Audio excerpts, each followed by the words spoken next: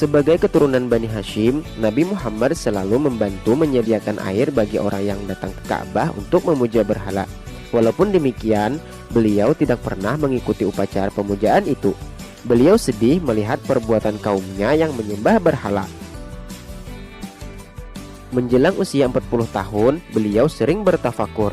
Bertafakur ialah mengasingkan diri untuk merenung atau menimbang dengan sungguh-sungguh. Nabi Muhammad bertafakur. Nabi Muhammad bertafakur untuk memikirkan jalan keluar agar kaumnya tidak lagi menyembah berhala. Tempatnya yaitu di Gua Hira.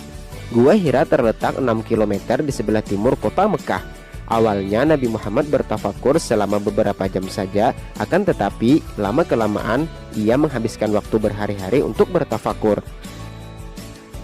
Tujuan Nabi Muhammad bertafakur adalah agar ia bisa menjauhkan jiwa raganya dari urusan keduniawian. Dengan bertafakur, Nabi Muhammad juga terhindar dari pergaulan orang-orang yang berakhlak buruk. Sejak usia remaja, Nabi Muhammad tidak suka bergaul dengan orang-orang yang senang bermabuk-mabukan, foya-foya, dan berjudi. Dengan demikian, jiwa dan raga Nabi Muhammad benar-benar suci.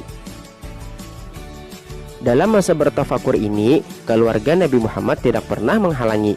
Bahkan, Siti Khadijah menyiapkan bekal apabila Nabi Muhammad akan pergi selama beberapa hari. Apabila anak-anaknya bertanya, Siti Khadijah tidak pernah membohonginya. Anak-anak juga tidak pernah rewel apabila ditinggal ayahnya bertafakur. Kadang-kadang salah seorang di antara mereka menyertai Nabi Muhammad ke Gua Hira. Mereka seakan tahu bahwa ayahnya sedang mempersiapkan diri untuk menerima tugas yang sangat berat. Nabi Muhammad baru kembali apabila ia rindu kepada anak-anaknya atau bekalnya telah habis. Dengan bertafakur, Nabi Muhammad membersihkan hatinya. Pikirannya menjadi bersih dan tidak tercampuri urusan duniawi. Sepanjang bulan Ramadan, Nabi Muhammad menghabiskan seluruh waktunya untuk beribadah.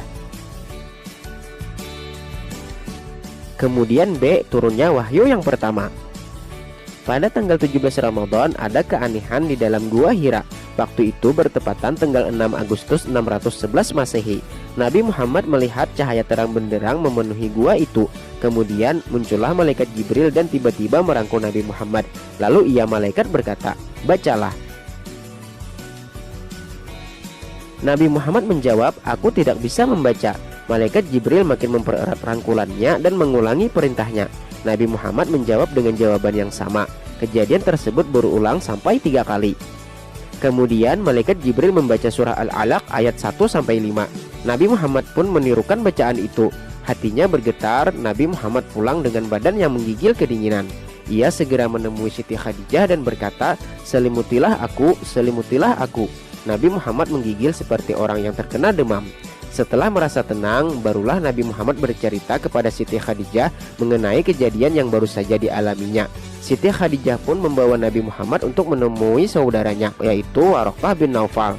Ia seorang pemeluk Nasrani yang taat dan mempelajari Injil dalam bahasa Ibrani. Siti Khadijah menceritakan kejadian yang baru saja dialami suaminya. Setelah mendengar cerita Siti Khadijah, Waraqah berkata, "Demi Tuhan, Dia telah memilihmu menjadi nabi umat ini.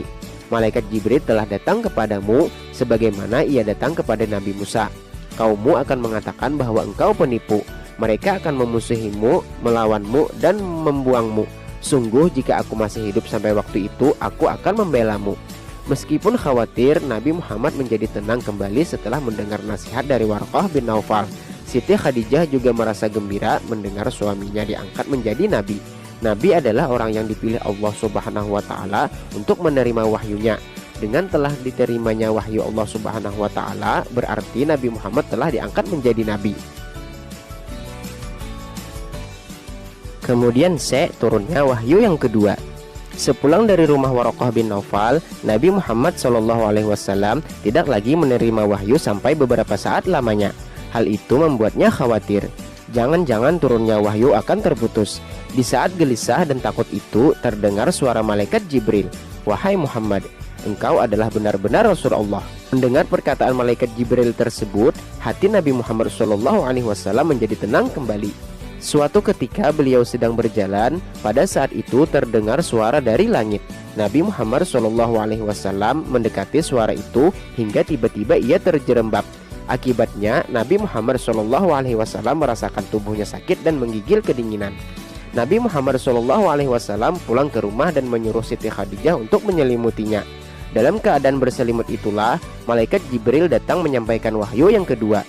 Wahyu itu adalah surah Al-Muddatsir ayat 1-7. Ya ayyuhal muddatsir kum fa'anzir wa rabbaka fakabbir wa thiyabaka fatahhir warrujza fahjur wa la tamnun tastakthir wa lirabbika fasbir. Artinya, wahai orang yang berkumpul berselimut, bangunlah, lalu berilah peringatan dan agungkanlah Tuhanmu, dan bersihkanlah pakaianmu, dan tinggalkanlah segala perbuatan yang keji, dan janganlah engkau Muhammad memberi dengan maksud memperoleh balasan yang lebih banyak, dan karena Tuhanmu bersabarlah. Dengan turunnya wahyu tersebut, jelaslah bahwa Nabi Muhammad SAW juga telah diangkat menjadi Rasul Allah Subhanahu wa Ta'ala. Jadi, Nabi Muhammad SAW berkewajiban menyampaikan wahyu Allah Subhanahu wa Ta'ala tersebut kepada seluruh umat manusia. Dan kemudian Nabi Muhammad SAW berdakwah. Setelah turunnya wahyu yang kedua tersebut, Nabi Muhammad SAW mulai berdakwah. Namun, dakwah tersebut dilakukan secara sembunyi-sembunyi dan terbatas pada keluarga dan sahabat-sahabatnya. Hal itu dilakukan Nabi Muhammad SAW agar masyarakat Mekah tidak kaget dan menolak. Mereka sudah terbiasa menyembah berhala. Apabila dakwah dilakukan secara terang-terangan, mereka tentu akan menolaknya. Orang yang pertama kali menerima dakwah Nabi Muhammad SAW adalah Siti Khadijah, istrinya sendiri. Ia adalah wanita yang pertama kali masuk Islam. Kemudian Ali bin Abi Thalib, sepupu Nabi Muhammad SAW yang baru berusia 10 tahun. Ia adalah pemuda muslim yang pertama. Orang berikutnya yang masuk Islam adalah Abu Bakar As-Siddiq, sahabat karib Nabi Muhammad SAW sejak masa kanak-kanak. Abu Bakar As-Siddiq ia juga berhasil mengajak beberapa temannya. Mereka adalah Utsman bin Affan, Zubair bin Awam, Abdurrahman bin Auf, Sa'ad bin Abi Waqqas, Talhah bin Ubaidillah, Abu Ubaidah bin Jarrah, dan Arqam bin Abil Arqam. Menyusul Zaid bin Harisah. Ia adalah bekas budak yang diangkat menjadi anak oleh Nabi Muhammad SAW. Kemudian Ummu Aiman, pembantu keluarga Nabi Muhammad SAW sekaligus pengasuh Nabi SAW sejak kecil. Dengan dakwah secara diam-diam ini, belasan orang telah masuk Islam. Orang-orang itu disebut As-Sabiqul Awwalun, artinya orang-orang yang pertama kali memeluk agama Islam.